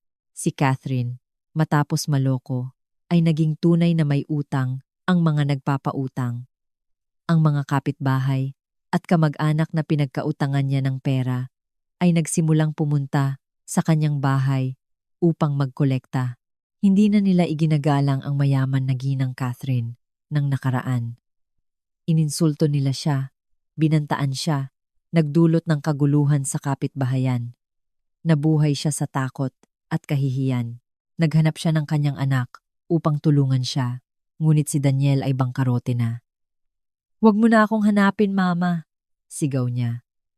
Dahil sa iyong walang kabusugan na kasakiman, naging ganito ako. Ayusin mo ang sarili mo." Ang pagmamahal ng ina sa ilalim ng presyon ng kahirapan ay naging galit at pagtuturo ng sisihan sa isa't isa. Sa huli, nang walang ibang paraan, napilitan silang ibenta ang pangunahing bahay, ang bahay na laging ipinagmamalaki ni Catherine, upang bayaran ang mga utang. Pagkatapos bayaran ang mga nagpapautang ni Catherine at ang mga utang sa bangko ng kumpanya ni Daniel, halos wala nang natira. Mula sa pagiging nakatira sa isang mansyon na may mararangyang kotse, sila ay naging tunay na walang tirahan nang walang isang sentimo. Kinailangan nilang umarkila ng isang maliit at sirang silid sa isang komunidad ng manggagawa. Ang silid, na halos 10 metro kwadrado, ay basa at mabaho. Ito ay isang kaparusahan, isang makatang katarungan na lubhang nakakatawa para sa mga naging napakalupit sa pagpapalaya sa amin sa kalsada.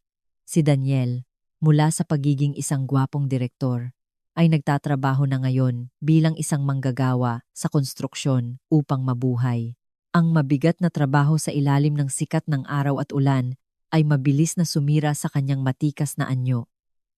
Naging payat siya, maitim, at tumanda ng 10 taon. Nalulong siya sa alak, tuwing gabi ay umuuwi siya na lasing, nagmumura at pinanghihinayangan ang kanyang kapalaran. Hindi rin mas maayos si Catherine.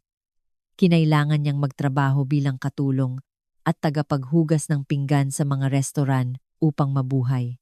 Ang babae, na marunong lang mag-utos noon, ngayon ay kailangan ng sumunod sa kalooban ng kanyang mga amo. Ang matinding pagbabago sa buhay ay umubos sa kanyang lakas at espiritu. Naging tahimik siya, kakaunti ang salita, na ang tingin ay laging puno ng galit at kapaitan. Ang kanyang pamilya, na dating nasa tuktok ng karangyaan, ay tuluyang gumuho, nalubog sa kahirapan, at kahihiyan. Bawat isa ay nakakaranas ng mapait na presyo ng pagtataksil at labis na kasakiman. Lumipas ang panahon. Halos 1 taon matapos ang pagbagsak ng pamilya ng aking dating asawa, patuloy na lumalago ang aking negosyo. Lumawak ang candy workshop ni Mama Mimiuu na may mas modernong linya ng produksyon at mas maraming empleyado. Hindi lamang namin sinusuplayan ang pambansang pamilihan, kundi nagsimula na rin kaming makatanggap ng malalaking order para sa pag-export sa mga bansa sa rehiyon. Hindi na ako ang nagtitinda sa lansangan na si Mimiuu. Naging isang negosyante ako, isang tunay na amo na iginagalang ng marami. Ngunit gaano man ako kaabala, pinanatili ko ang kaugalian na bisitahin ang workshop ng ilang beses sa isang linggo upang makipag-usap sa mga manggagawa, upang pakinggan ang kanilang mga alalahanin. Para sa akin, hindi lang sila empleyado, sila ang aking pamilya. At pagkatapos, isang hapon, naganap ang isang muling pagkikita na hindi ko kailanman naisip. Nang araw na iyon, kailangan naming kumuha ng ilang pansamantalang manggagawa para sa isang malaking order. Ini-interview ko ang mga kandidato kasama ang Human Resources Manager. Karamihan sa kanila ay mga babaeng nasa katanghaliang gulang na nasa mahihirap na sitwasyon. Nang dumating ang huling tao, natigilan ako. Ang aking katawan ay naparalisa. Sa harap ko ay isang babaeng payat at mukhang pinahirapan, na may medyo ubanin na buhok at mukha na may mga kunot ng pag-aalala at pagod. Nakasuot siya ng luma at kupas na damit at nakayuko ang tingin sa sahig na hindi naglalakas loob na tumingin. Ngunit kinilala ko siya. Gaano man siya nagbago, hindi ko makalimutan ang mukhang iyon. Si Catherine iyon, ang aking dating biyenan. Marahil ay hindi niya ako nakilala. Sanay na siya sa imahe ng probinsyanang at mapagpakumbabang manugang noon. Hindi niya maiisip na ang amo na nakaupo sa likod ng eleganteng lamesa, ang taong may hawak ng kapangyarihan upang bigyan siya ng trabaho, ay ang parehong manugang na malupit niyang itinaboy. Ano po ang pangalan ninyo at ilang taon na kayo? Tanong ng Human Resources Manager na sumusunod sa protocol. Ang pangalan ko po ay Catherine. Ako po ay 55 taong gulang. Mahina niyang sagot. Ang kanyang boses ay wala ng dating mapait at matalas na tono, kundi mahina at nanginginig. Ano po ang trabaho ninyo noon? Ako po ay may bahay. At mayroon po akong maliit na negosyo. Nag-alinlangan siya, hindi naglakas loob na banggitin ang kanyang maluwalhating nakaraan. Nandoon ako natahimik. Pinagmamasdan siya. Isang buhawi ng magkakasalungat na emosyon ang bumalot sa akin. Pagkagulat, isang tiyak na kasiyahan, ngunit higit sa lahat ay isang kakaibang kalungkutan. Ang babaeng minsan ay tumingin sa akin ng may paghamak, ngayon ay nagmamakaawa sa akin ng trabaho. Ang pagbabago ng buhay ay talagang hindi mahuhulaan.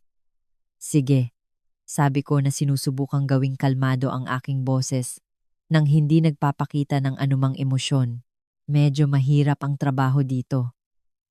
Nasa packaging section ka. Ang sweldo sa probationary period ay 10,000 peso kada buwan kasama ang pagkain. Ayos lang ba sa'yo? Nang marinig ang sweldo at ang napakagandang kondisyon, biglang itinaas ni Catherine ang kanyang ulo. Isang sinag ng pag-asa ang sumilay sa kanyang mga mata. Ito ang unang pagkakataon na direkta siyang tumingin sa aking mukha at sa sandaling iyon ay nanlamig ang kanyang tingin. Ang pag-asa ay mabilis na napalitan ng takot, pagkabigla at kawalang paniwala. Nanginginig ang kanyang labi. Mimiuu, ikaw ba yan? Kumusta, Catherine? Tumango ako na may mahina at malayo ng ngiti. Gaano katagal? Sino ang magsasabi na magkikita tayo muli sa ganitong sitwasyon? Bumagsak si Catherine sa upuan na nanginginig mula ulo hanggang paa. Tiningnan niya ako, pagkatapos ay tumingin sa paligid ng modernong workshop sa mga abalang manggagawa. Tiningnan niya ang malaking karatula na nagsasabing, Mama Mimiuu Foods SL. Sa wakas ay naunawaan niya ang lahat. Lahat ay nagkakatugma. Hindi maaaring mangyari, bulong niya na parang nawawala sa katinuan. Ikaw, ikaw. Hindi siya makabuo ng buong pangungusap. Ang katotohanan ito ay para sa kanya mas mapait kaysa sa pagkabangkarote. Mas nakakahiya kaysa sa kailangang magtrabaho para sa iba. Ang taong pinakahinamak niya, ang taong walang awang inabandona niya, ay nasa posisyon na ngayon na hindi niya kailanman mapapangarap. Ito ay isang makatang katarungan, isang sampal ng kapalaran sa kanyang kayabangan at katangahan. Ang nakakatawang muling pagkikita na ito ay nagbukas ng huling kabanata na puno ng trahedya at pagsisisi sa buhay ng pamilya ng aking dating asawa. Ang nakakatawang pagkikita sa tindahan ay nag-iwan sa akin ng isang hindi mailarawang epekto. Pagkatapos ng matinding pagkabigla ng araw na iyon, hindi na naglakas loob si Catherine na bumalik sa trabaho. Tahimik siyang umalis na parang anino, dala ang kahihiyan at isang katotohanan na hindi niya matanggap. Hindi ko siya pinatalsik. Alam kong para sa isang taong mapagmataas tulad niya, ang kailangang magtrabaho sa ilalim ng utos ng manugang na probinsyana na kanyang itinaboy ay isang parusa na mas malubha kaysa sa libong pagsisisi. Akala ko, ang buhay ko at ang sa kanila ay hindi na muling magtatagpo. Patuloy akong magtatayo ng aking karera at sila naman ay haharap sa mga kahihinatnan ng kanilang mga gawa. Ngunit tila ang huling at marupok na sinulid na nag-uugnay sa akin sa pamilyang iyon ay hindi pa lubusang napuputol. Ang sinulid na iyon ay nagngangalang Dingdong Dantes, ang aking marangal na biyenan. Ilang linggo matapos ang masamang pagkikita kay Catherine, habang abala ako sa mga plano ng kumpanya para sa pagtatapos ng taon, nakatanggap ako ng tawag mula sa isang hindi kilalang numero. Akala ko ay isang kasosyo sa negosyo at mabilis akong sumagot, "Hello, sino ito?" Ngunit ang boses sa kabilang linya ay nagpatindi sa akin. "Mimi Yuo, ako ito, si Daniel." Ang kanyang boses ay wala ng dating kayabangan at kumpiyansa. Ito ay paos, pagod, at puno ng malalim na kalungkutan. Natahimik ako. Hindi alam kung ano ang sasabihin. Nakaramdam ako ng kirot sa puso. Hindi dahil sa pagmamahal, kundi dahil sa masamang kutob. "Mimi Yuo," patuloy siya na may mapilit na tono na hindi ko kailanman narinig sa kanya. "Alam kong wala akong karapatang tawagan ka. Ngunit mayroong isang mahalagang bagay. Si, ang aking ama. Hindi ko akalain na makakaya niya, Papa." Umingay ang aking mga tainga. Anong nangyari sa kanya? Si Daniel ay may terminal cancer, Mimi Yuo. Umiyak siya sa telepono. Sinabi ng doktor na ilang araw na lang ang natitira sa kanya. Ngunit kapag siya ay gising, hindi siya tumitigil sa pagtatanong tungkol sa iyo at kay Alex. Sabi niya, ang huling hiling niya ay makita ka at ang kanyang apo sa huling pagkakataon. Mimi Yuo, nakikiusap ako sa iyo dahil sa pagmamahal na nagkaroon tayo, dahil sa kabutihan ng aking ama sa iyo. Maaari ka bang pumunta upang makita siya sa huling pagkakataon? Ibinaba ko ang telepono na nanginginig. Ang aking biyenan, ang mabuti at nagdurusang lalaki na lihim na nagprotekta sa akin, na nagbigay sa akin at sa aking anak ng pagkakataong mabuhay, ay namamatay at ang kanyang huling hiling ay makita kami. Nakaramdam ako ng matinding sakit.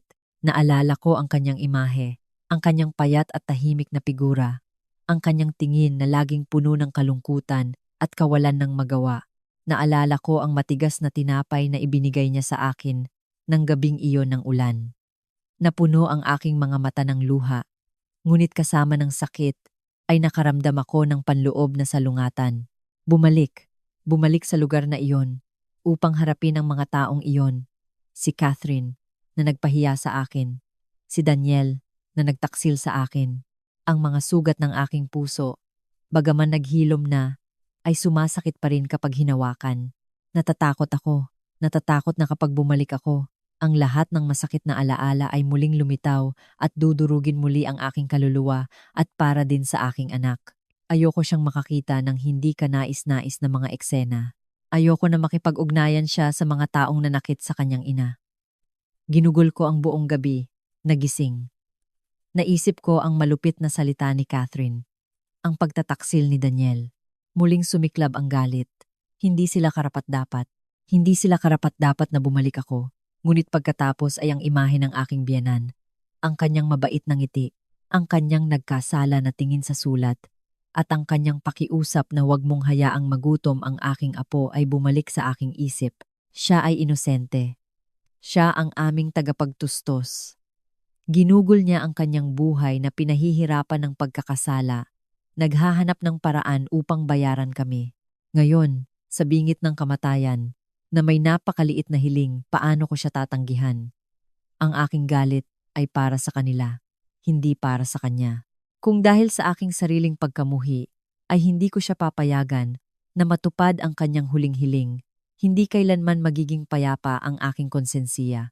Ako ay magiging isang walang utang na loob, hindi masyadong naiiba sa mga taong labis kong kinasusuklaman.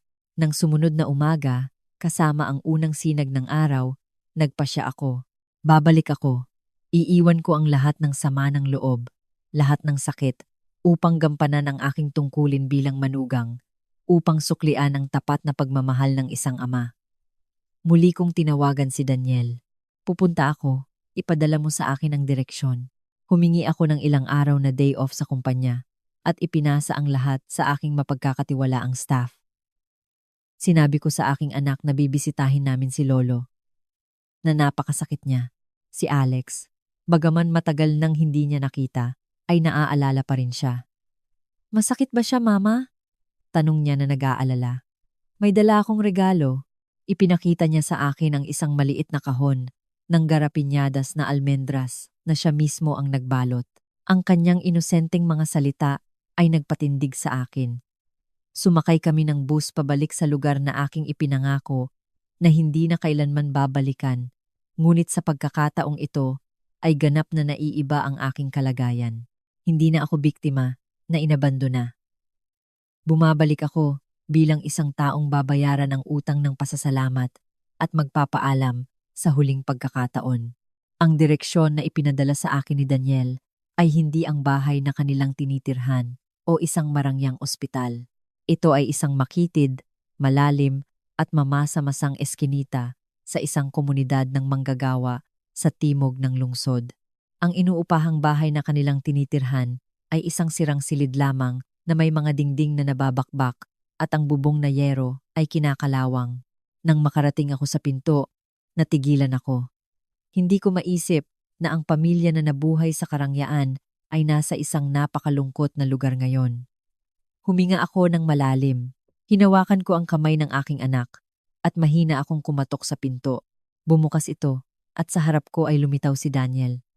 Hindi na siya ang gwapong direktor noon. Payat na siya, maitim, na may magulo na balbas at nakasuot ng luma at kupas na damit pang trabaho. Mukha siyang 10 taong mas matanda. Nang makita niya kami, natigilan siya na may pulang luha sa mata. Hindi siya naglakas loob na tingnan ako sa mukha. Nakayuko lamang siya at bumulong. Dumating na kayo. Pasok po. Ang silid na halos 1 metro kwadrado ay magulo at amoy kulob. Walang anumang mahalaga. Tanging ilang plastik na upuan, isang lumang mesa at isang kinakalawang na bakal na kama. At sa kama na iyon ay nakahiga ang aking biyenan. Payat na payat siya at nahihirapang huminga. Nakapikit ang kanyang mga mata na parang wala na siyang kamalayan sa anuman. Sa tabi niya ay si Catherine. Ganap din siyang nagbago. Hindi na siya ang elegante at mayabang na ginang.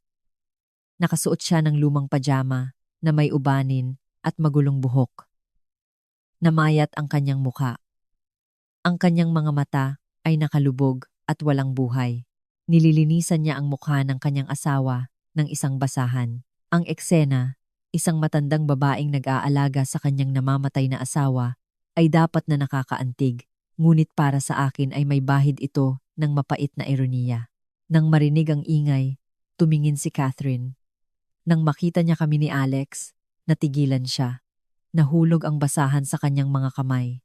Tiningnan niya ako at pagkatapos ay ang kanyang apo na malupit niyang itinaboy, na puno ng luha ang kanyang mga mata na walang buhay.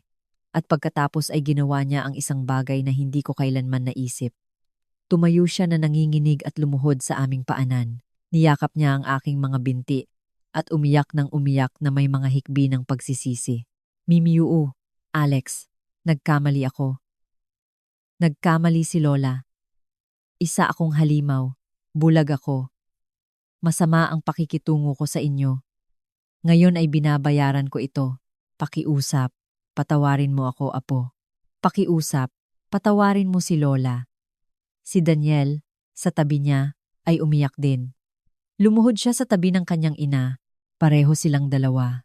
Ang mga taong naging mayabang at malupit ay ngayon nakaluhod na nagmamakaawa sa aking kapatawaran. Tiningnan ko sila at sa aking puso ay walang bakas ng kasiyahan ng isang nagwagi. Nakaramdam lang ako ng kalungkutan. Isang malalim na kalungkutan para sa kalagayan ng tao. Ang kasakiman ang sumira sa kanila. Nagdala sa kanila sa ganitong matinding sitwasyon. Si Alex, nang makita ang kanyang lola at ama na umiiyak, ay natakot at nagsimulang humikbi. Yumuko ako at niyakap siya. Pinapakalma siya. Walang problema, mahal. Malungkot lang si Lola at Papa. Tinulungan ko si Catherine na tumayo. Tumayo ka po. Pakiusap. Tapos na ang lahat ng iyon. Ang aking boses ay kalmado. Walang bakas ng sama ng loob. Hindi ko sila lubusang mapatawad.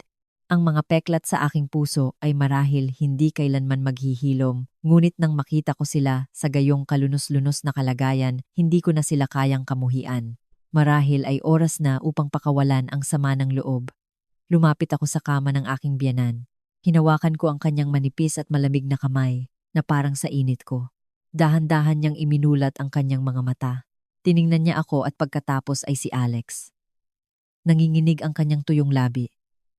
Mimiyuu, Alex, bumalik na kayo? Oo, Papa. Dumating kami para bisitahin ka. Lumapit ako sa kanyang tainga na may paos na boses. Dahan-dahang lumapit si Alex. Lolo, ako po si Alex. May dala po akong regalo. Inilagay niya ang maliit na kahon ng almendras sa kamay ng kanyang lolo. Isang luha ang dumaloy sa tuyong pisngi ni Dingdong.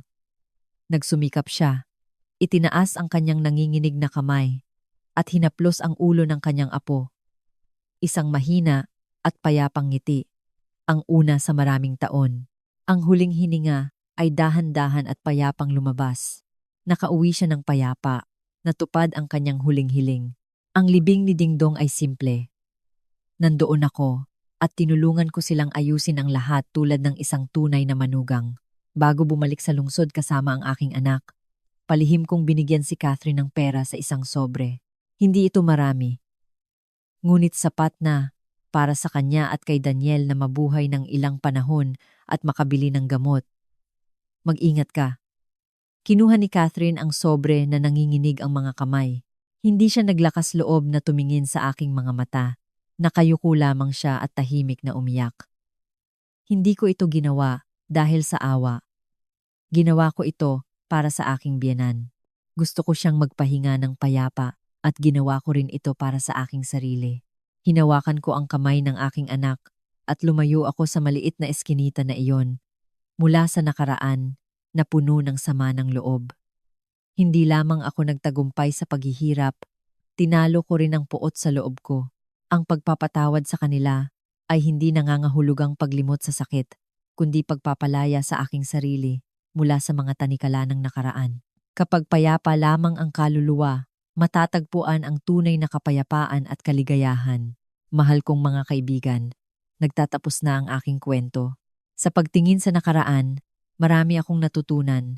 Nagaano man kaibaba ang ibagsak ka ng buhay, kung hindi ka susuko, kung mananatili kang mabait at matatag, maaari kang mamulaklak tulad ng isang lotus flower sa putik, na ang habag at pagpapatawad ay kung minsan ang pinakamakapangyarihang sandata na kayang palambutin ang pinakamatitigas na puso at na ang pinakadakila, ang kaligayahan ay hindi kung gaano karaming pera ang mayroon ka, kundi ang kapayapaan sa iyong kaluluwa.